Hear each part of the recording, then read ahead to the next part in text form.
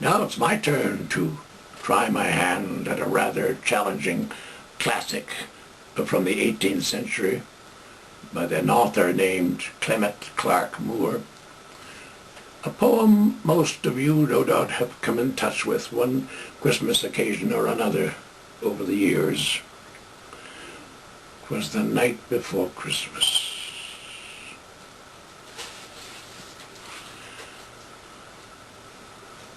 'Twas the night before Christmas, when all through the house not a creature was stirring, not even a mouse. The stockings were hung by the chimney with care, in hopes that St. Nicholas soon would be there. The children were nestled all snug in their beds, while visions of sugar plums danced in their heads. And Mamma in her kerchief and I in my cap had just settled down for a long winter's nap, when out on the lawn there arose such a clatter, I sprang from the bed to see what was the matter. And to the window I flew like a flash to reopen the shutters and threw up the sash. The moon on the breast of the new fallen snow gave the luster of midday to objects below, when what to my wondering eyes should appear but a miniature sleigh and 8 tiny reindeer.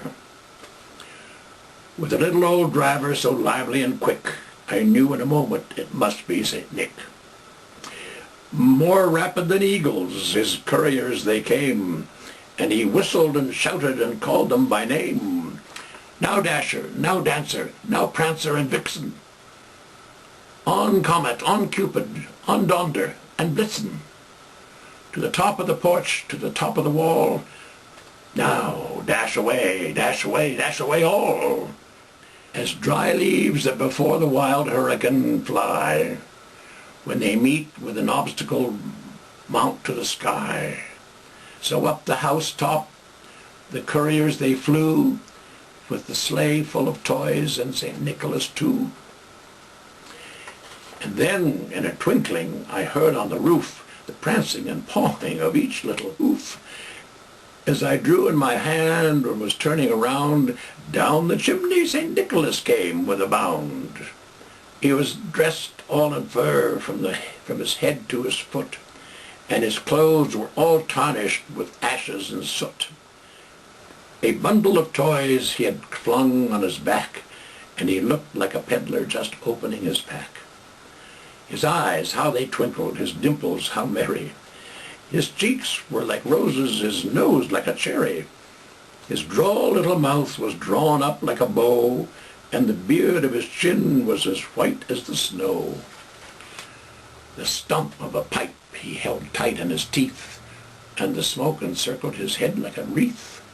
He had a broad face and a little round belly that shook when he laughed like a bowl full of jelly.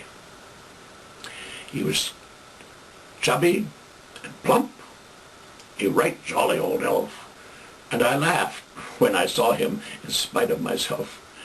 A wink of his eye and a twist of his head soon gave me to know I had nothing to dread.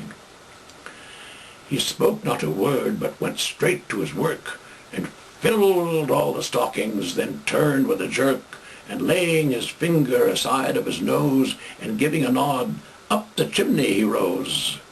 He sprang to his sleigh, to his team gave a whistle, and away they all flew like the down of a thistle. But I heard him exclaim, ere he drove out of sight, "Happy Christmas to all, and to all a good night."